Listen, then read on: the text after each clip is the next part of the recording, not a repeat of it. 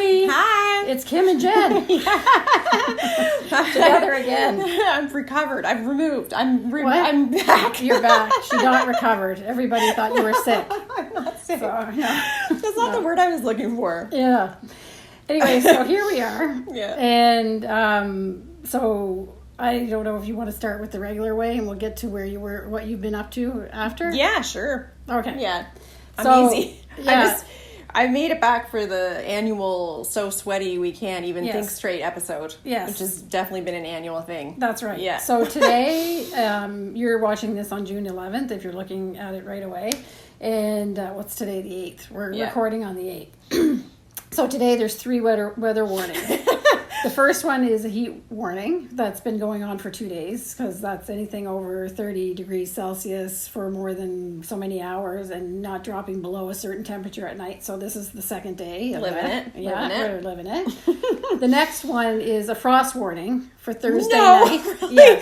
I missed Risk of that. frost in low-lying areas because it's going down to 2 degrees Celsius. So 2 Seriously? degrees over. Yes, seriously. And then this afternoon they added a third one, which was a thunderstorm warning. I didn't know about that one. Yeah. I didn't know the third one. Yes.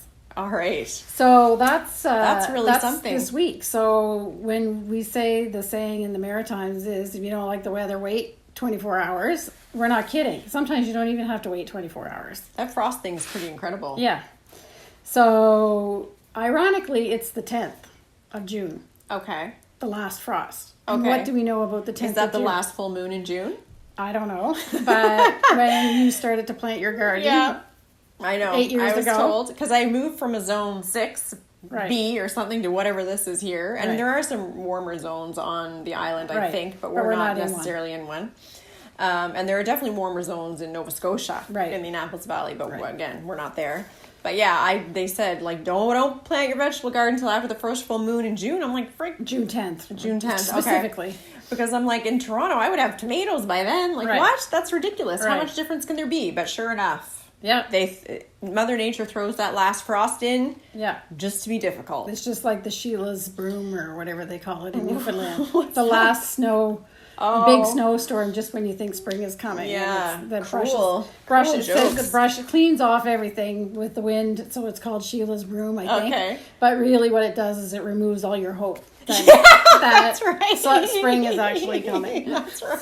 So, anyway. Super handy. Yeah. Thanks for that. Yeah. I can't believe that. Yeah. That's going to be amazing. Right. I mean, as somebody who's been doing a 5K run clinic for the last 6 weeks, Right. I hope it happens tomorrow because Right. I am supposed to run sometime in between Right. now and then, and actually frost would be preferable to this, but should be interesting. Yes. So I'm just going to say, let's do some housekeeping before we get started because there is a fly going around in here, Yeah. which I'm seeing. So we're hoping that that's not going to be too, Right.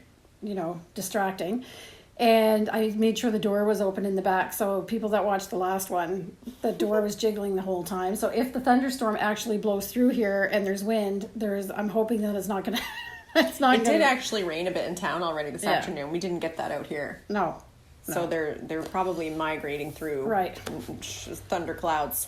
Yeah. Can happen. Yeah. Yeah. So that's the weather update, and the farm update is I have written on the agenda bees in your pants. Okay. So we have a friend of ours who's a vet who used to say no good deed goes unpunished. So as you recall, if you watched the last episode, I was going on about no mow May and keeping the dandelions out and you have to be friends with the bees and everything. Well, I can tell you the bees at this point. No. We do love I'm sure bees. I'll get over it. I'm Oh. sure I'll get over it. But the other day I was in the rabbit hutch and I bent down to get their water for them and I could feel this little pick right in the top, very top of what you could still call your thigh. Very close to my lady bits, let's put it that way. You have the worst misadventures. Yes. With your lady bits. I don't know. Anyway, and I bent down. I was like, oh, it must be a piece of hay. And then I bent down again, and it definitely wasn't a piece of hay. So I have my coveralls tucked into my boots. So it's not like I can get them off fast enough. So I'm standing in the middle of the rabbit hutch, taking my boots off, standing on the dirt in my sock feet, peeling off my coveralls, and one of those huge big bumblebees comes flying out. Of your pants? Yes. How did it get in there? Every morning when I go to get I have my coveralls in the mudroom. Yes, they live in the basement. They live in the basement, which we were fine with that. That's fine. Totally fine. But I think what happened is the mornings were kind of cold, and there's a window right across from where I hang up my coveralls. So I'm sure that they've crawled up there because it's slightly warmer than what it would be. Makes total sense because they were hanging there. Yeah, so they were hanging there. Hasn't happened before. And it swelled up like this. And was as hot as I don't know what. So it actually stung you? It's not like you just felt something. No. Oh, no. Well, of course it would. It was trapped. I got stung. And then when it healed up, the redness went away. I'm not allergic or anything, so it's not like I was a life and death situation. But when when it healed up, when the swelling went down, it was like a bruise.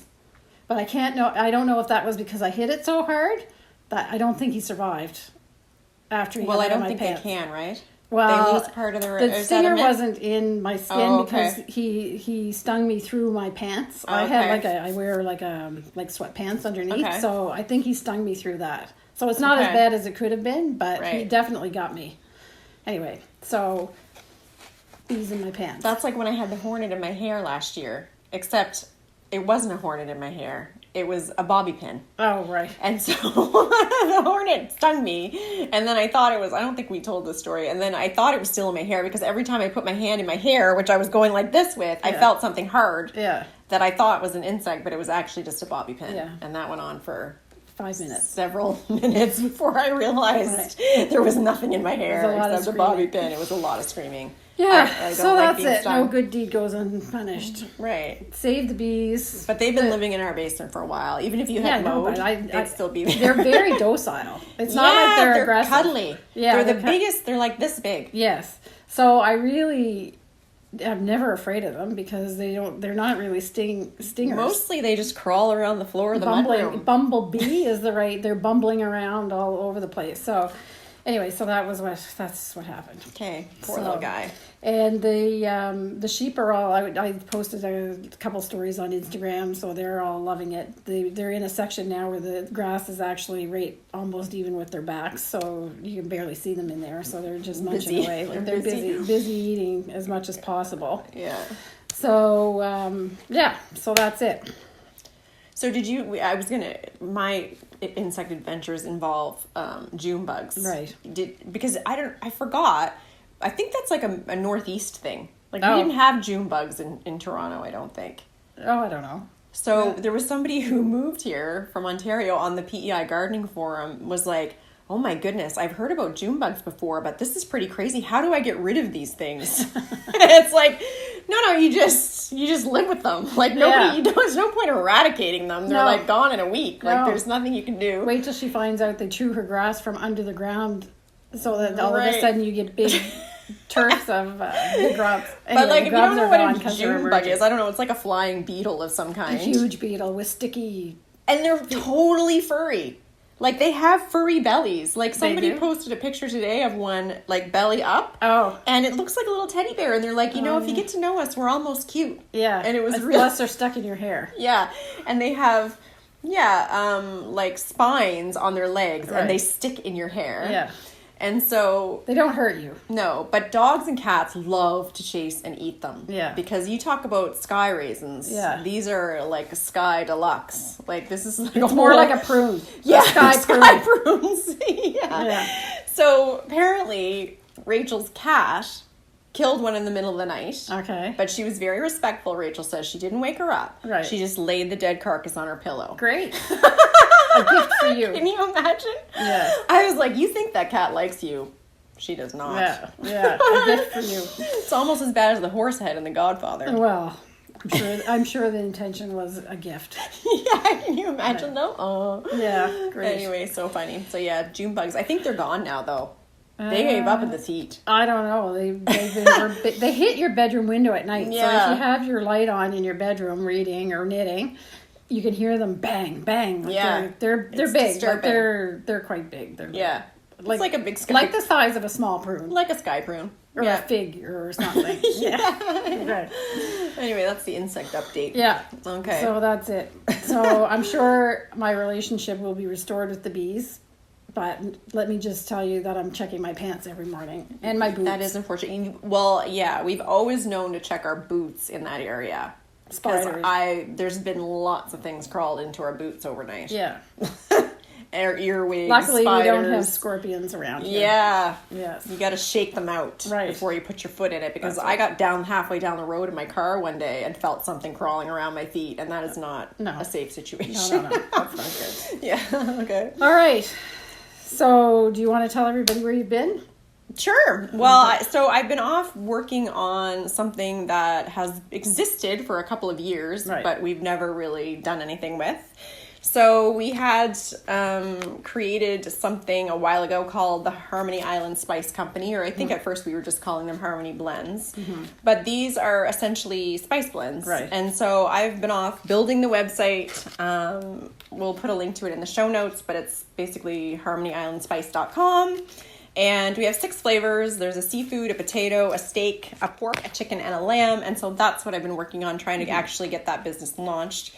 We've had a distributor here on the island for a couple of years selling it into stores. So if you're local to here, you may have seen them already.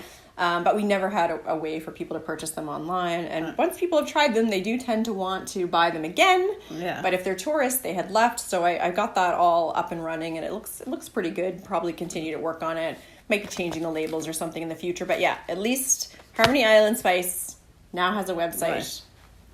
That's what I was doing. Yeah. Not to be too secretive about it or anything, No. but it was a big project, and we just never ever had no one ever had the time to put towards it to get it up and running. Right. So that's what I've been up to. Pretty basic. Yeah.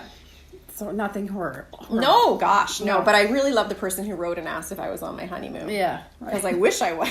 I wish I was. Oh, maybe someday. Someday soon. All right, great. So, do you want to go first with your whips and sure? I have been knitting this whole time. So, first of all, I finished the sweater. Yeah. The flax, the chainmail sweater, or whatever we were calling it, and it fits perfectly.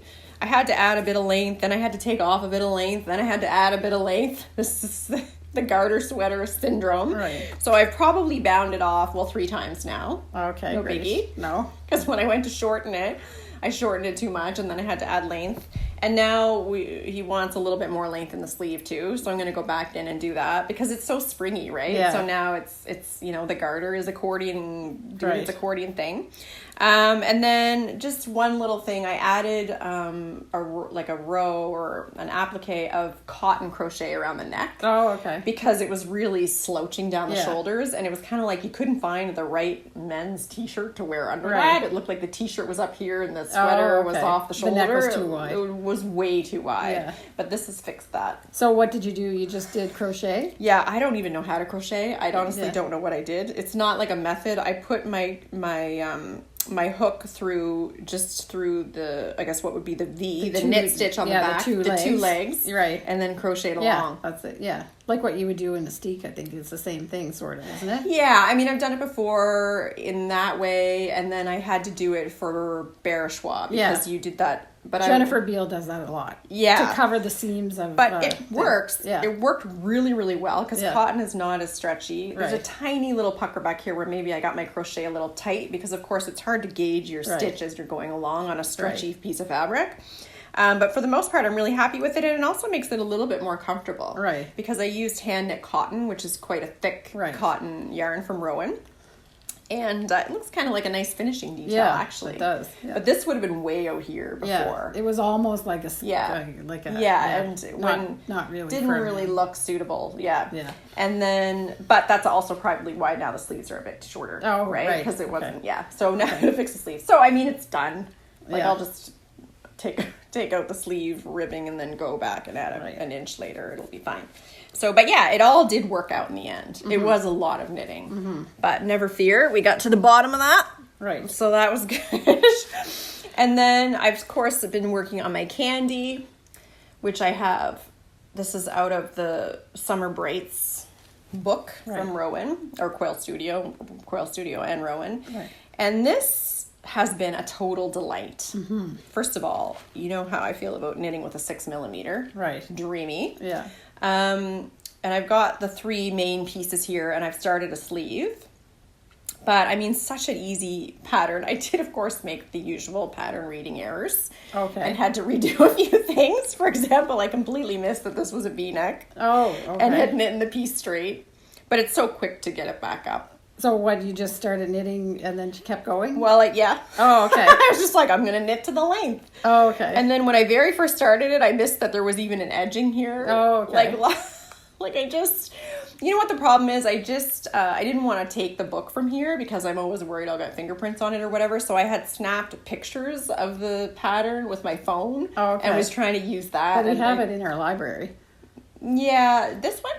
Yeah. Oh, no, the book. Yeah, I know, but I didn't want okay. to take the whole book. Oh, I don't know okay. why. But All it's right. better to actually have it in front of you. Yeah. Because you're trying to read it on your phone, and it's just like, I don't know which page is which. Like, it's just a series of pictures. You can't get the whole picture on one page. Right. That's kind of my excuse. But also, I could have checked more often. Right. But anyway, it's got like a bit of a V thing happening in the front. Right. And a nice edging. Because I originally thought it was going to be like a rolled Yeah, it edge. has like a little... that's a lace. slip stitch. Yeah, okay. Yeah, and just ribbing. And so... because I had ripped a little bit out to redo, and it was much smaller because it was actually a V, not straight, I have this extra ball of fuzz here. Oh, okay. And this is look at how much that attaches together. Yeah. So it's Kid Silk Hazel double, right? The Yeah. whole thing? Okay. So this... With lace on some of it. No, all Fine of it. lace. All of it, yeah. So this is 2... strands of Kid Silk Haze held with 1 strand of fine okay. lace. So there's not parts of it that are just Kid Silk Haze. Okay. No, it's this triple thread all the way through. And so that's the front, and then the back. Nope, that's another front piece. Yeah. The opposite one. And the pattern says that you leave all this attached. I'm going to be doing something with this later. I don't know what. So that's why I've got all balls attached to all my pieces. And then this is the big piece. The back. The back. Which was knit straight. Yes, that's right. That's where... Right. There was no decreases on this one. No. So, but it's so easy. Like just a little tiny 2-row bind off at the top. That's the shoulder shaping. Yeah. Like, come on. Yeah. It's barely shaping. Right. So, like... It's an easy pattern. I love it. And it's going to be so gorgeous. Like, I'm so excited to get to wear it. The fabric is, as always, we always say that. The fabric is beautiful. And what drapey is and that beautiful. Sleeves there? And this is a sleeve. Oh, okay. So I have to do 2 of these, obviously. And so I've just got the cuff done here. Oh, okay. And there was probably a decrease in here I missed. I just get knitting with this, and then I get farther than I think, right? And then I'm like, oh shoot, I've knit past. It's interesting to see the ruby. This is the ruby. Yeah. The Rowan in review this week is going to be fine lace. Well, that this works is out perfect. well. Yeah. So it's interesting to see what the color is. Yeah. Yeah, so we've been getting quite a few orders of people mixing Kid Silk Haze with different things and asking me like to send them pictures and things like that. So this is just goes to show you that you really can't go wrong. I mean, if there's a really awful combination, I haven't seen one yet, but it just melds like mixing colors. Yeah. Particularly since there's 2 of the Kid Silk Haze and it's so fluffy, it just creates this halo around the core of a merino or the lace, fine lace. That's just so it's beautiful. Anyway, I love this project. So I should maybe that's a good point because we're talking about that is to talk about these 2 swatches that I have here. Cool. So we have a customer, Joanne, who is knits. She's got a lot of projects on the go, and she was the very first person that knit with Kid Silk Haze and a cotton, one of the cottons. I think it was Summer Light DK, and we had gone on and on and on about it because the fabric is wonderful. So she brought the swatches to the store so that I could show them. It is as an example, and this swatch actually has 3 different Kid Silk Haze colors on it. So it's I think it's Blossom Summer Light DK, which is a soft pink. And then at the top, she's put a burgundy Kid Silk Haze, 1 strand with 1 strand of cotton. So you can see it gives you this kind of a modelly heathered look.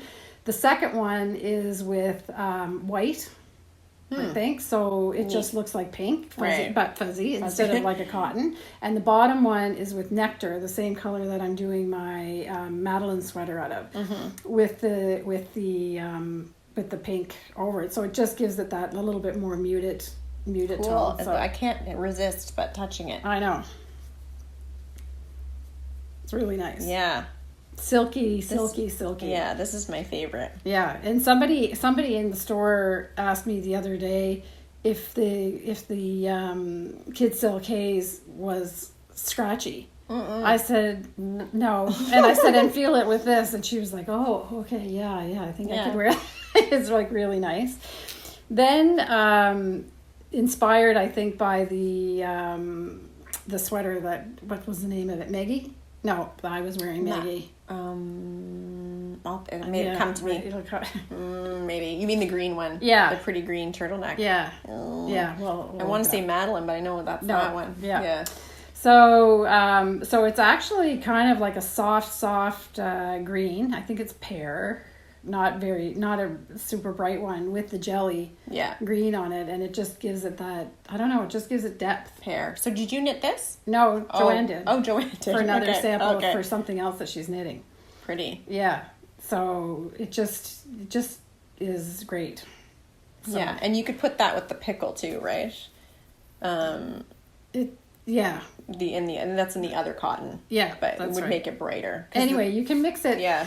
We talked about this already, about the fact that I would have never thought to mix Sidsel K's with anything other than another wool, but it's just so versatile. My whips where I am. So in case somebody's watching that hasn't seen the last episode, this is Madeleine by Galina Carroll out of the latest Rowan magazine.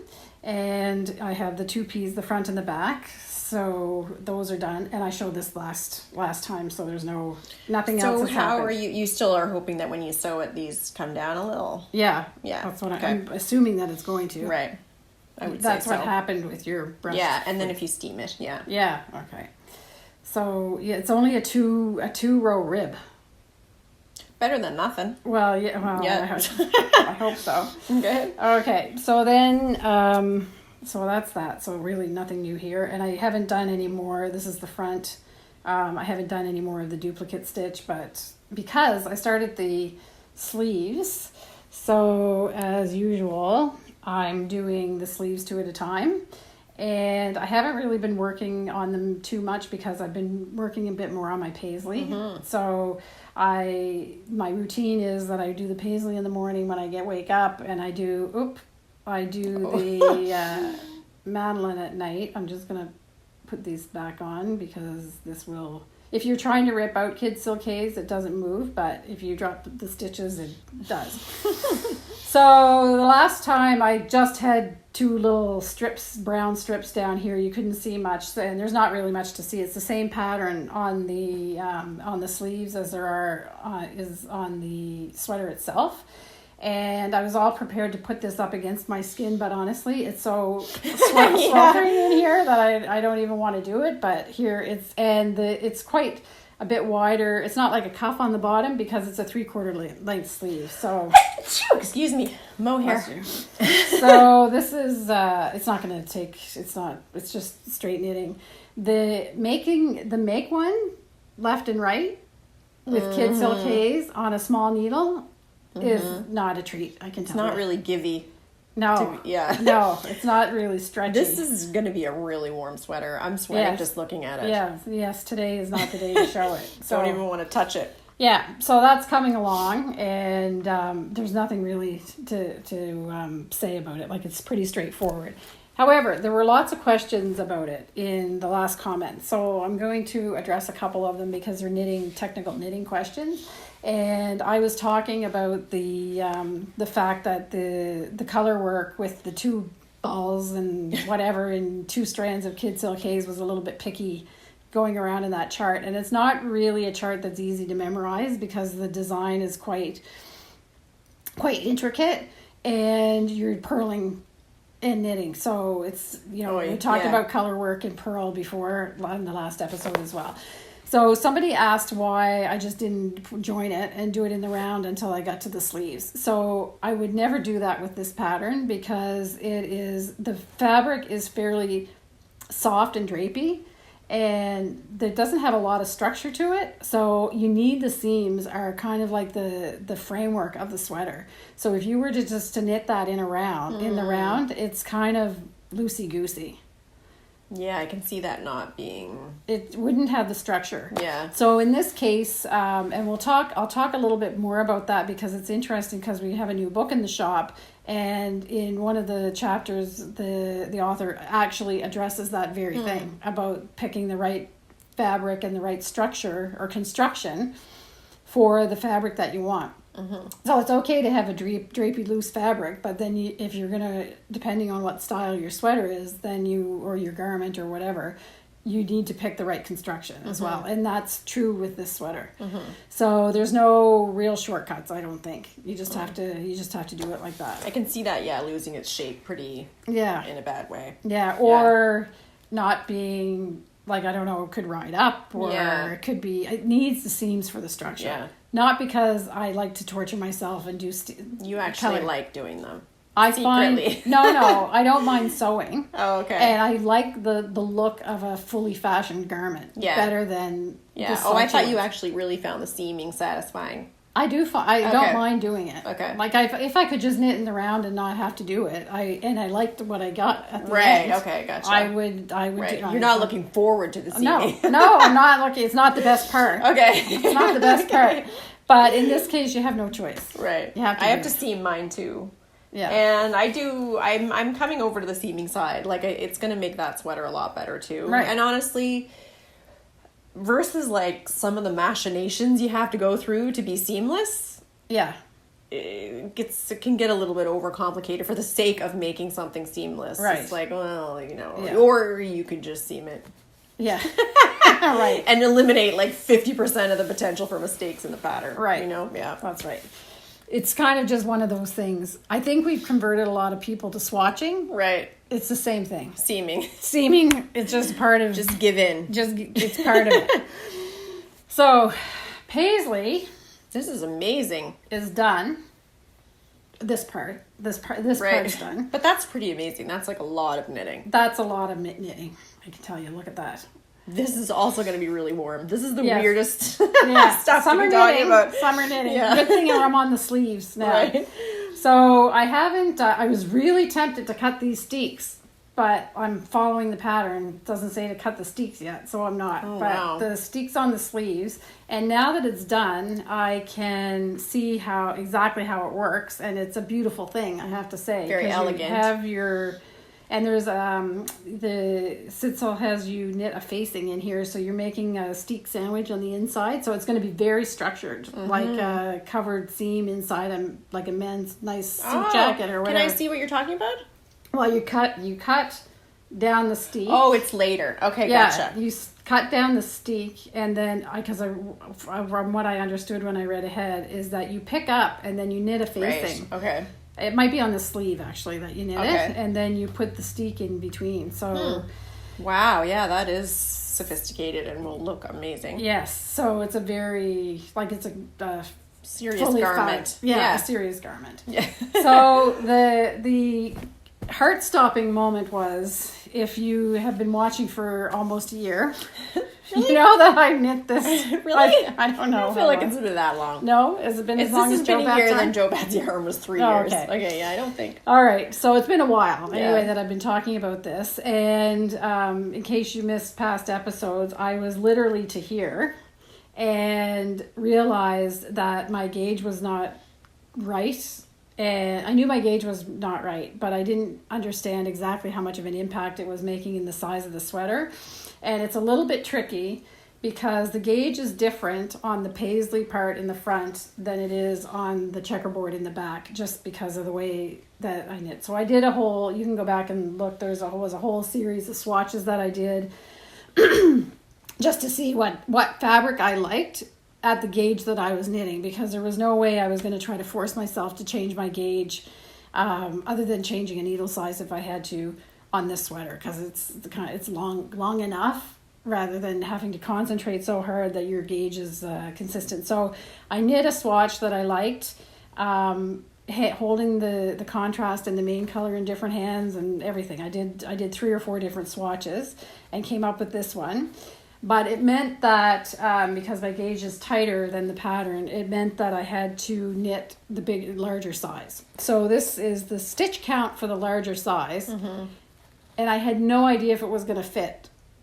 Really, I mean, did the measurements. You tried it on though a little bit in between. Yeah, but I couldn't be bothered. I was in my bedroom and I couldn't be bothered going to get another cord because all my cords were all on other projects. Yeah. So I tried to put it up. I was knitting on a 37-inch cord, and I can tell you my hips are not 37 inches. So I didn't really know. Yeah, and then you obviously can't put your arms in it because But what I could do was, once I got it off the needles, is I folded it up like this, and I stepped into it. Oh. And I put it up to where the arm would go. So this was all bunched down. It wasn't like fully on my bust or whatever, and it fits perfectly. And also you'll get a tiny bit of ease with blocking. Yeah, a little bit. Yeah. And it's a jacket, so I wanted it to be big enough that I can wear it over another piece of clothing. So I tried it on over my pajamas the morning that I did it. So. And are you going to put buttons or a zipper up No, the it's front? buttons. Buttons. Yeah, They're mother of pearl. They come with the kit. Oh, okay. Wow. Yeah, mother of pearl, but like biggish round buttons. So I know it's going to fit. So that gave Amazing. me... Yes. Beautiful. Yeah. And then we can just... Yeah, okay, that's fine. And then I started the sleeve, and I'm doing it on a 12-inch Chiagu rather than doing it two at a time. So you can do 2 at a time in the round, but honestly, I've done a pair of socks like that, and I wasn't up for that. I just want simple knitting. So this is the cuff, and it has one of those rolled things, which I'm not necessarily a big fan of. However, the way that she's done this is look how long that is. Okay. So it's really long up until there's a row of pearl there. And it was doing this, and I was like, I'm going to have to do a 3-needle bind off or whatever. But once it was all done, and you she says roll it up. Right. Because it's got a break on it, like a little speed bump. Yeah, and look, it looks like a welt. Yeah. It's perfect. Pretty cool. Because it hits the pearl speed bump, and then that stops it from going any farther. And it doesn't hang down. Like, it's long enough that by the time you roll it up, it's thick. It stays in place. So now it does look neat. So you're gonna just leave it at that. Oh yeah, I think it's very, very well done the way that this design is. Look, it's like a little bell. Like it's beautiful. I mean, can you even fathom or contemplate even attempting to design a sweater like this in multiple sizes with all of this detail? Like, it's pretty crazy. Yeah. It's really a tour de force or whatever. Right. Yeah, she's extremely talented, very smart. Yeah. So I wouldn't even be able to sit and contemplate. Like, I wouldn't. Yeah. And somebody commented about how, like, oh, your talent of a knitter. It's actually not hard. You just have to take your time, and I know people are going to say, yeah, easy for you to say or whatever, but I'm not that good of a knitter, really. Like, I'm precise, and I mean, there's mistakes in this. But precision is pretty important. I mean, that is a skill related to knitting that would... Yeah, okay. Yeah. I'm not. So you can see, although we all make mistakes. And I do give myself like a bit of a break, because when I was doing the Paisley part, after I did 2 or 3 rows, I always check to make sure that it actually makes sense. You can see right away if there's a mistake in it, because the pattern, it's all over, but it's very specific. So I do that. I take the time to do that. So just stop and take a look. That's the part I'm missing a lot. That's all I do, is I stop and take a look. Yeah. Does it make sense? Or when I start to knitting and I'm feeling like you get that feeling on the back of your head, something doesn't seem quite right, it's probably not right. Right. So then I just tink. I've only tinked. That's good. So when tinked is knit backwards Right. or unknitting Right. for people that are Unknitting. for their acronyms or whatever. Yeah. And I've done that because I've made mistakes while I've been doing it. And I did make one little mistake. I count my stitches when I'm doing sections. Like I do that kind of thing. So I Look do at the that. pattern. Yeah, I read the pattern. Helpful. when I'm Details doing like that. when I'm doing a section, I actually Yeah. look at the next section just to make sure Yeah. that it's being set up properly. And but I got you steek to a certain point, and then when you're doing the bind off on the neck, you have the back neck and you have the front neck, and it's two different things that you're doing, not at the same time though, which is a gift. And, Seriously. I ended up with one less stitch on one side for the shoulder. So I'm like, okay, what's going to happen? When I finish my sleeves, is that going to cause a big problem? It's one stitch, and when you're sewing in sleeves, you kind of mess around a bit with the size anyway. And it's a pretty small gauge, so It's a tiny- one doesn't represent like a 5 millimeters No, or anything. exactly. Yeah. So I made a stitch and just kept going. Like that's... which is Preach. Yeah. crazy. Totally. So, Just you know, make the stitch. yeah. Forget it ever happened. I wasn't gonna undo it. Yeah. So that's it. So that's the Paisley. Sweet. Okay. Amazing. It's just so hot. Yes. It's too hot to really be able to appreciate these at the moment. But Yes, we would love to show them more Yeah. love, but You know how when you're sweaty it feels itchy? Yeah. Like, yeah. yeah. All right, so that's really it, and I think we're ready for the Rowan review. Sweet. All right. I'm excited. I mean, I absolutely adore this yarn. Yeah. So do you Yeah. want to talk about it? Well, I'm sure you have an agenda in mind No. about what the points you wanted to cover, but I will definitely jump in Okay. with my experience with it. So we'll just get to the facts about Yeah. it. So fine lace, it comes in 17 shades. We have them all in course. sweater quantities if Right. you want to make sweaters. Of course. The composition of the yarn is 80% alpaca, 20% wool, and it's a two-ply yarn. And the ball itself is 400 meters or 437 yards to 50 grams. So it's fine, very fine, but it's not like super crazy fine. It's not You can like a definitely cobweb. see it in it. Yeah, you can see it. It's not super tightly twisted. It's actually pretty loosely twisted. So Yeah. it's more bulky than maybe you might think. Yeah. Yeah. It's not scary. No. And it goes a long way. Yes. And it's really soft. Yes. Yeah. And the alpaca is Surrey alpaca. Yeah. So most alpaca that you get in fluffy like wool blend yarns and everything is Hakaya. I hope I'm pronouncing that that's right. Hakaya, which is one type of alpaca, and Surrey is a different type of alpaca. So the alpaca people are going to hate me when I say this, but alpaca, they call it a blanket, not a fleece, when you shear an alpaca. And the Hakaya alpaca, it looks like a sheep's fleece. Only they're going to say so much softer because it's more hair. It's not wool. It's not wool. But it looks like that. Like it's all, there's nothing really, it just looks like another fiber. Yeah, it's like, Or like little Angora bunches or- of fluff. Yeah, it's little bunches of fluff. There's not really distinct staples Right. as much as there is with sheep, but it's you can equate it to wool. The Surrey alpaca, on the other hand, is much more silky and a longer staple, and they can get like little curls like curls, like a goat, like a Angora or mohair goat Right, or yeah. whatever. It's more similar to that. So you have this very fine silkiness to that alpaca, not like a woolly feeling, and then you have 20% wool in the yarn as well. The Surrey is not as fluffy, Yeah. dream cloudy type Yeah. of effect as a regular alpaca. Yes, although it's still very soft. Like in Yeah. the yarn, it's very soft. Oh my gosh, the yarn is really soft. And I have really enjoyed working with it in the candy sweater. I don't even know if I said what the name of that was. Yeah. I said it was from Quail Studio, but it's just, it's light and soft and pretty easy to work with. Right. Like, and it doesn't split or anything, even though I said it was loosely. I don't know. Yeah. It's just kind of like I would call it like a really friendly lace weight. Yes. It's That's agreeable. right. Yes. It's not gonna drive you crazy. So No. this yarn was also in this shade is what was on the cover of magazine 67. Yeah. The Bowie? The Bowie, yeah. Oh, no, that's the shade sorry, Andrew that's made what it in.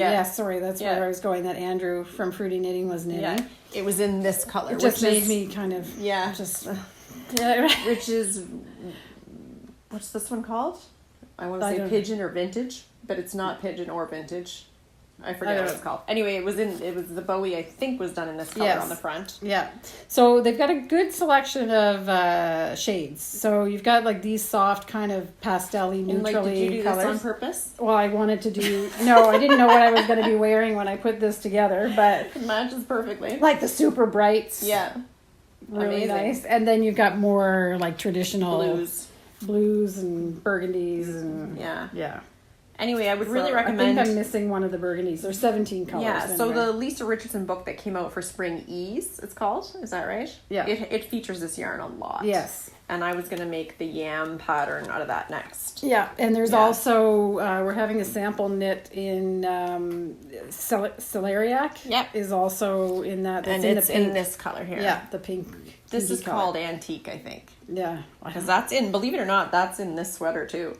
This color here. Oh yeah? Yeah. Okay. It's pretty crazy how like it all combines to make those brights. Because in the middle, or the lightest stripe is actually this color. Right. Nice candy. And I had a customer in the other day that was making a sweater by Kim Hargraves. I don't think it was Lisa Richard. I can't remember what the name of the pattern. The book is Indigo. I think that's Kim Hargraves, right? I would guess so, Yeah.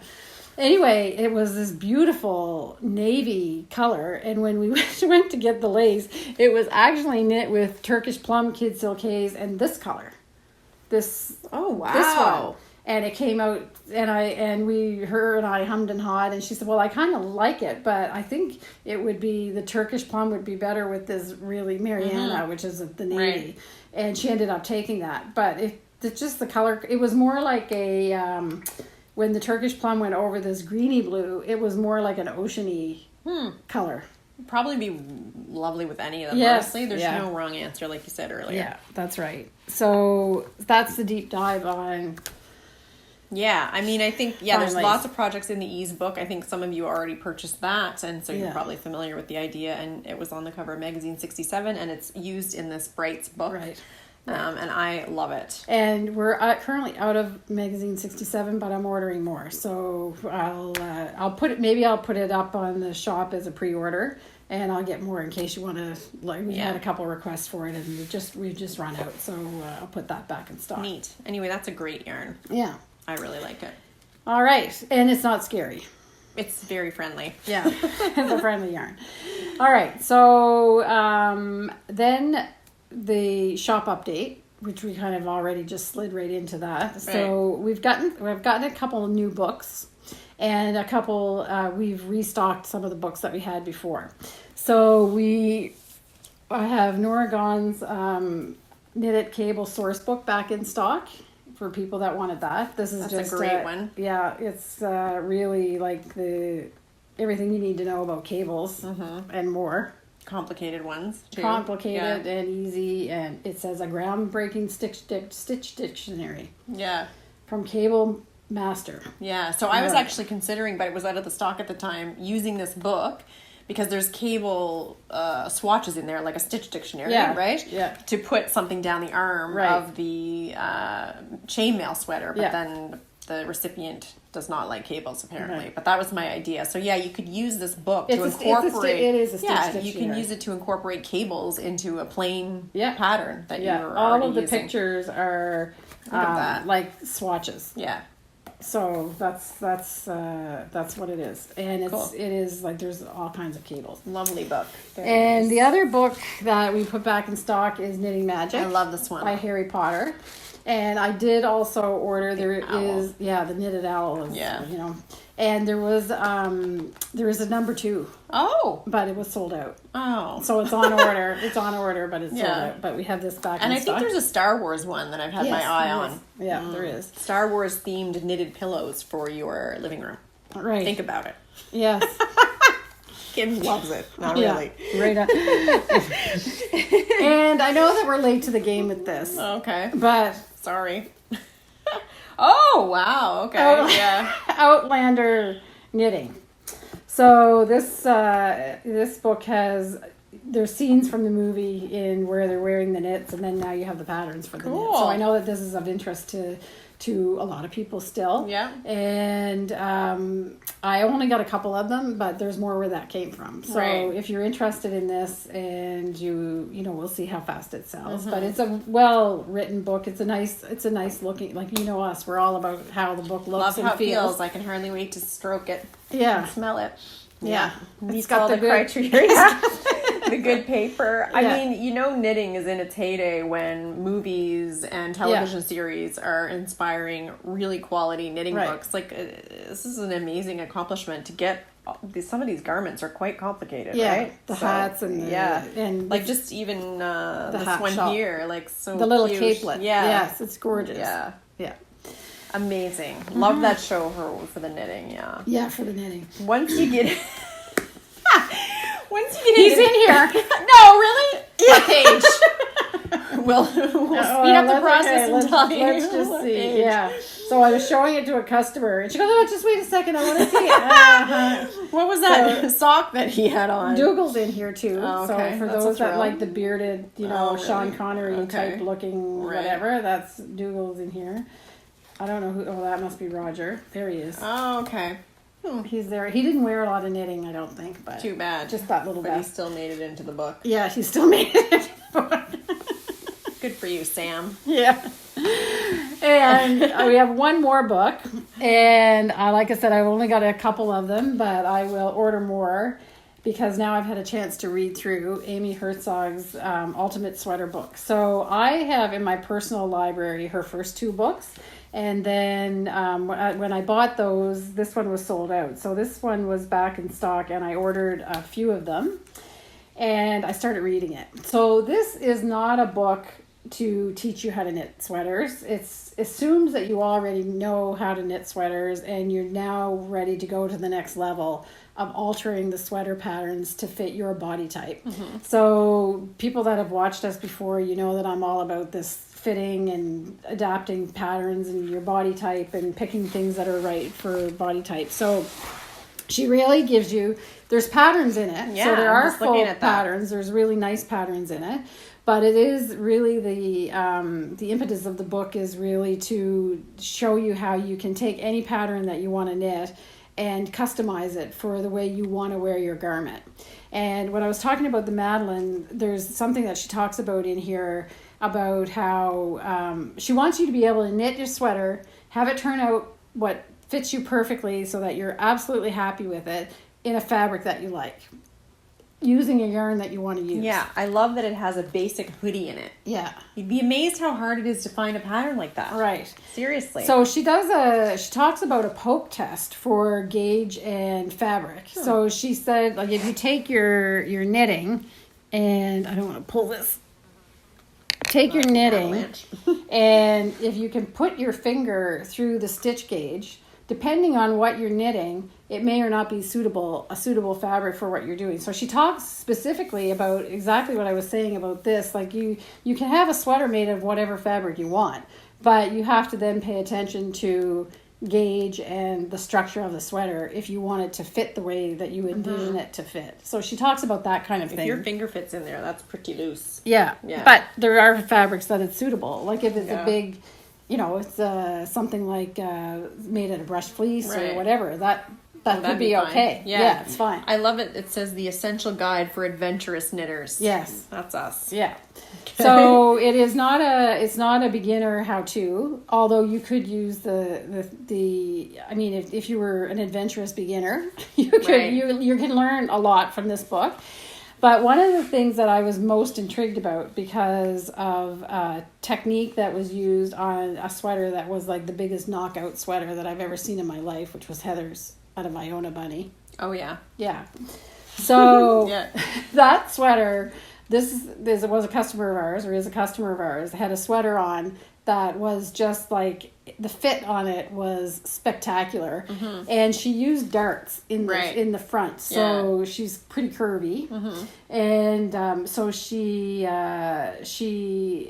uses darts in the front. Instead of doing the decreases and increases for waist shaping on the side, she does it in the front and the back. And this is the book that tells you how to do that. Oh, okay, cool. So adjusting that, and it also tells you how you can do it for any pattern, because there's not a lot of patterns. I haven't come across a sweater pattern that actually tells you to move your increases to the middle at all. As needed, yeah. So this book tells you how to do it. And she also addresses things like if you've got a back that has a roundness to it, that we've had customers ask us questions about that. So that you handle that with darts and short rows and things. So she tells you how to handle that. Also, she talks about the fact that if you're a bustier person and you're taking your bust measurement and you go around and you're knitting your sweater to your bust measurement, but your girth is on the front, it's not on the back, that you end up with a back that's too loose in a lot of cases. So the front, you can have the ease that you want over your bust, but in the back you might have too much fabric. This is cool. This is how you figure that. She handles that kind of thing in this book. I would guess like most body shapes are difficult to fit. Because we're all different. Like, my problem is my shoulders, not my bust, obviously, depending on how you look at the word problem. But like, it's just, there's always something. So it is very empowering, and you can learn to work with your own body, and then you only have to learn it once. It's not like I'm going to develop a different problem. That's right. And that's what she says, and she basically says in the introduction to the book, is that once you figure it out, like what it is that you need to do to adjust your garments to fit you the way you want it, then you just figure it out once. And then you apply what you learned to all the different patterns that you want to do.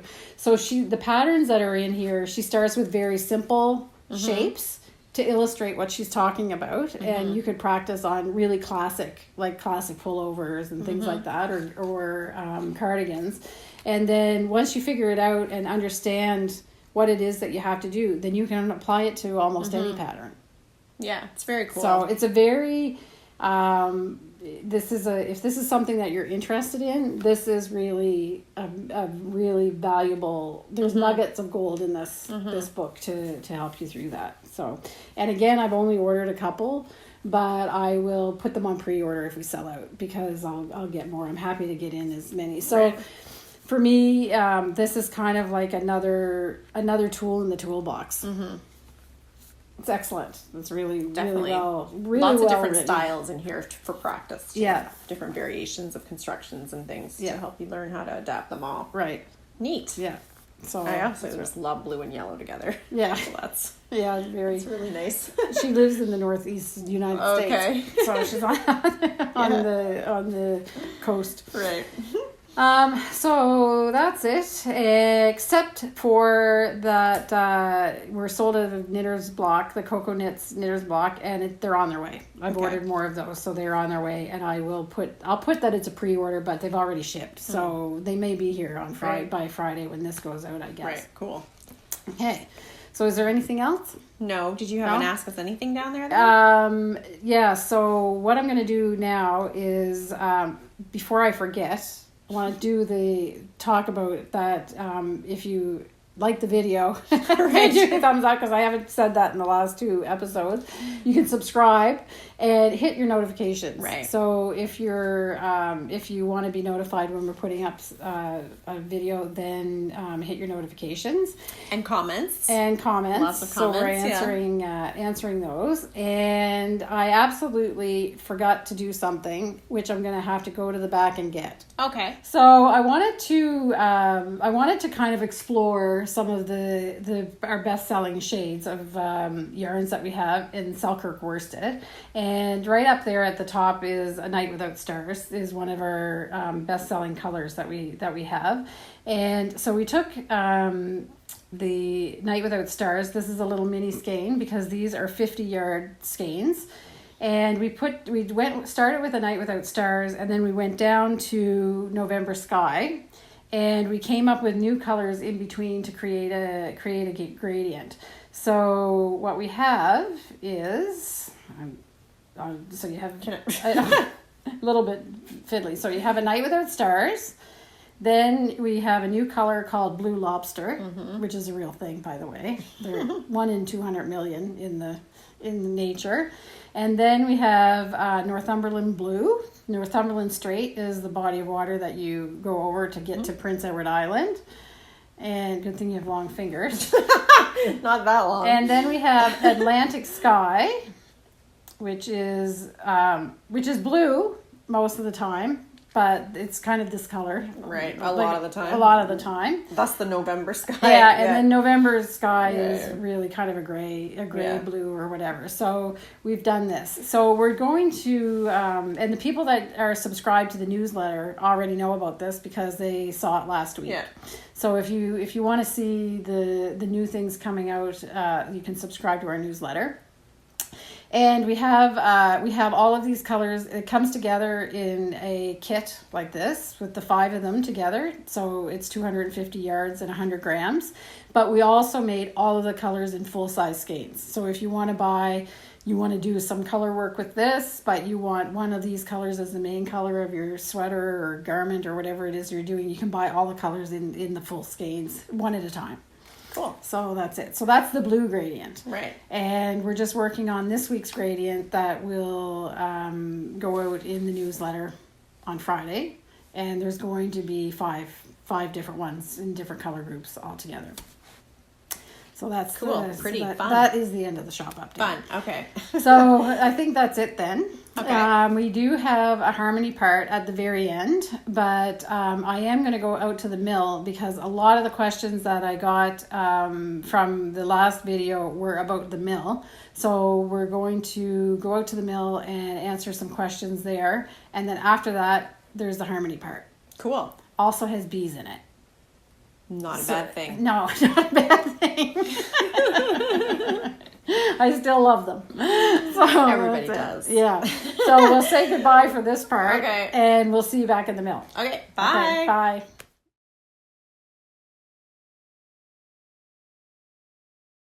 Okay, so we're back here in the mill, and we got a lot of questions on after the tour, the mill tour, about how we choose the fleeces. What kind of wool do we use and that kind of thing. So I thought I would just do a quick little segment here about that. So we've mentioned this before, but we mostly use Rideau Arcot wool. So that's one of the popular breeds here on Prince Edward Island, and one that's actually been developed in Canada. So for consistency, we buy from farmers that are breeding Rideau Arcot sheep. Not known as a wool breed because it's not that widely known, I don't think, outside of Canada, but it has a beautiful fleece for the type of yarn that we're making. So I'm going to show you go into a little bit more detail with the raw fleece, and then once it's washed, and we'll just explain how we decide what type of fleece that we want to purchase from the farmers. So the first thing, one of the main considerations, which you might not think about, is how they're raised. Not just because we want to be buying from farmers that have animal welfare, good practices, and that their animals are healthy, but also because it really affects the wool. So the farmers that we buy from are actually nutrition experts with their flocks, so they're really conscientious about the feed that they give their sheep and the consistency of the feed over the whole course of the year. And that's important because if there's any kind of stress on the animal, including a change of nutrition, which you may not think of it as stress, but it's just physiological stress. If there's any kind of stress on the animal, it can create a weak spot in the staple of the yarn. So here I have a staple of raw fleece. And you can see that it's long enough, so we like it at 2.5 to 3 inches or slightly more than that long, so it's long enough. And what we do when we test the wool for strength is we actually put our thumb and our forefingers like this and we snap it, but we do that next to our ear. And if there's any breakage in the staple, when you do that, you can hear it next to your ear. So I can hear that there's none in this. So I know that that's strong. And this fleece will go through all of the machines and the processes without breaking and creating short pieces in the yarn. The other thing that we look at is crimp, and we'll show you a close-up of that. So the crimp is all of these little wiggly lines that you see. So I don't know, can you zoom in for that portion? Try to get you a close. Okay, so you see all those little crimpy wiggles on the staple. We like that for our yarn because it gives the cushiness to the yarn. So, and I'll show you how that stays in the fiber even after it's washed and everything. So the crimp is important. The other thing that we look for is luster, because we like to dye the fleece that has a little bit of luster. And by luster, it's a shine. So some of the breeds of sheep create wool that has a matte look to it, but the Rito Arcot that we're buying actually has a luster to it. So if I put that tightly around my finger like this and towards the light, there's a shine that comes when I stretch it out. So when I smooth out the staple, I can see that there's a shine there.